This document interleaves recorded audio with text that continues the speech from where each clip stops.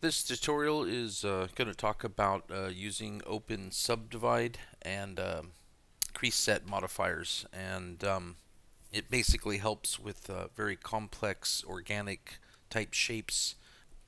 Yeah, let me show you the easiest way to model something like this. Let's hit F4 and turn on the. Let me change the color of this too. There we go.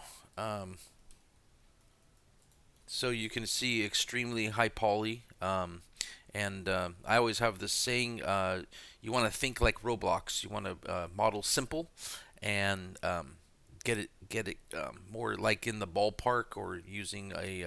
I actually had a background image I used for this for front view and side view.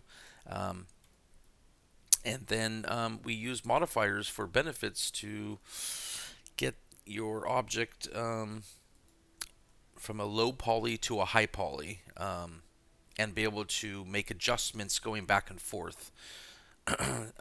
And also be warned that when using edit poly, then you usually sometimes you could not go back and come forward again. So the last two steps here was when I was happy with the results below here. So let's go ahead and turn off symmetry here and edit poly there. You'll see not much changed. Let's also go ahead and isolate this one object so you can see what's going on here. So um, basically the edit poly, I just removed this section of the modeling for the other part that you just saw that was hidden, that I just recently hid, and that's the only reason for these last two steps. But to get at least to here, let's talk about that. So symmetry obviously is just the other half, and the OpenSubdiv and crease sets. Ignore the MPS. I think that's that possibly might be a different third-party modifier. The regular OpenSubdiv will be just as fine. But let's go ahead and turn that off, and you can see instantly Roblox. So yeah, as simple as modeling this is how I get that nicely detailed yoke, which is mind-boggling. Um, so that way you can look at your result and not be happy with something, come back to your edit poly, and maybe do a either adjust your single individual vertex, or using FFD and shaping some changes from with that, and maybe doing a region or something like that. Um, Maybe readjusting the finger grooves to get deeper grooves as well. Um, but you're also adjusting all your final shapes through the OpenSubdiv. So crease sets is basically here. You're basically making all these sets and giving them names, and then you're increasing and decreasing the values. So, for example, the thumb rest right here is 0.07. So if we come in here and we adjust that, you can see that I had selected this edge along here and then assigned it, calling it thumb rest, and then adjust that amount. So that way I can adjust how much chamfering to do in specific areas by groups. And that way it's not like turbo smooth, where you're just turbo smoothing the whole thing, and you're basically organizing it by groups. Um, this one basically, these two basically work as a team together. So you need to have an OpenSubdiv with the crease sets. So here I'm using 3 iterations, as you can see. So that also may help as well to just keep that a little bit lower while you're shaping and designing. Um, but of course, I needed to bring it up to 3 because I need these corners to be quite radiused here. And there's a limitation for how much you adjust here compared to how many subdivisions you're using, because I started with such a low hard corner here.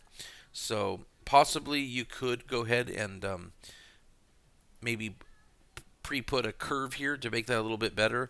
My idea was just to do a subdivide at the very end of the model, and I'll show you what I mean by that. So I would come in here. Let's go ahead and make a copy of this real quick.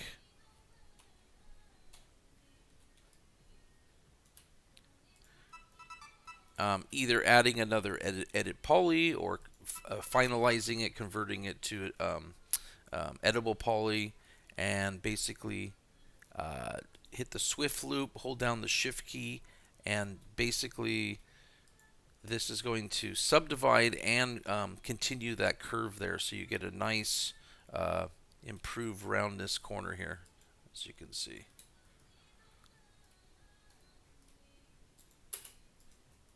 Which I actually never ended up doing on my original model, and I really should have. So that would be another step that you could do at the end.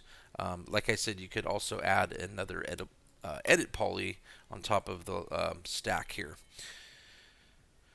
So anyways, I guess that'll conclude. Let's go ahead and unhide all. And this object here was the same thing. It just basically is similar. Let me turn on F4. Here, what I did was I actually, with this edit poly, I came in here and I just added more subdivisions here. And I may have cleaned up something in the back as well. Nope, I didn't. Okay, so let's get to the original shape. So the original shape was pretty basic like that. Gets myself wrapped around, hard corner right there. And I made three sets there, so not too complicated on that one. But the final result is what matters, and yeah, it's beautiful.